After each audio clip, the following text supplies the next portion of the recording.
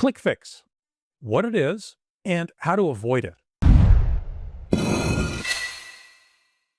Hi everyone, Leo Notenboom here for askleo.com. So you're surfing along on the internet and you get another one of those annoying prove you're human pop-up messages. But instead of this one being some obscure click every square that has a bicycle CAPTCHA, yay, this has instructions that are easy to follow. Click here, type that, and prove your humanity. You also just installed malware on your device. This one is really sneaky. Short version, Clickfix is a hacker's trick that gets you to copy hidden code and paste it into your computer. That's how it sneaks in malware. Remember, no real site ever needs you to paste anything. If you see that, stop. All right, let's dive into it. Here's an example of a dialog box that would be Clickfix related. It works like this. It presents some kind of a message that requires you to take some action, followed by some keystrokes or other actions. The example here is this fake prove you're human dialog box.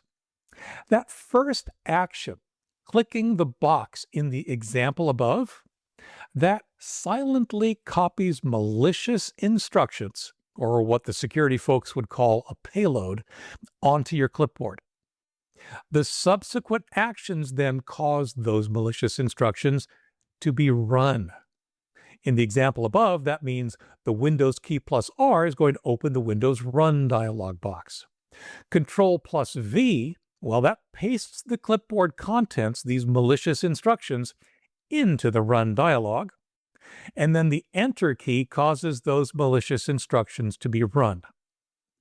You didn't download anything shaky. You didn't open an unknown attachment. You just followed instructions. It works because it bypasses your antivirus and browser warnings. You're the one actually running the payload. This example also exploits our familiarity and frustration with the complicated CAPTCHAs because this seems so much easier to follow. Now, Clickfix by itself is just a delivery mechanism. Its goal is to get you to run something malicious.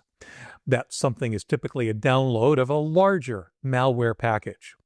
What can that package do? Well, it depends on how it was written, but let's face it, it's malware, and malware can do anything. The symptoms of having fallen for Clickfix vary dramatically based on what your specific interaction downloaded and installed.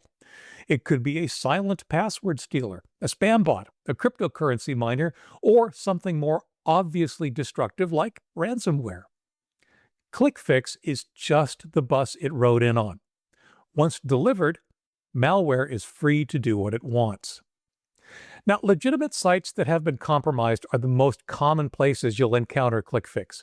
But honestly, Clickfix can be found in all the normal scam phishing sources.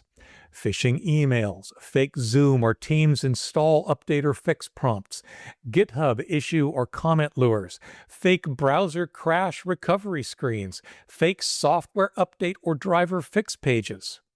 You get the idea. The answer to where can it be found is really anywhere. Fortunately, now that you know how it works, there's a huge red flag that tells you when to stop. Any instructions telling you to open Run or PowerShell or Command Prompt or Terminal and paste something into it are malicious. Legitimate verification never requires this. In fact, you could boil it down to a single, much less complicated red flag. Legitimate verification never asks you to paste. As soon as you see paste or Control V or Shift Insert, stop. You're done. Go no further. Now, if you've already run whatever Clickfix offered you, then you have to assume that your computer's been compromised and you have malware. So, take steps to remove malware. I have an article on it. I can't be any more specific than that, though, because we don't know what malware was downloaded and installed. And of course, as always, learn from the experience. Bottom line, Remember, no legitimate site or app ever needs you to open a system command prompt and paste anything in it to prove that you're human, or pretty much anything else. As soon as you see instructions to paste anything anywhere, run away. For updates, for comments, for links related to this topic and more, visit askleo.com/195093. I'm Leo Notenboom, and this is askleo.com. Thanks for watching.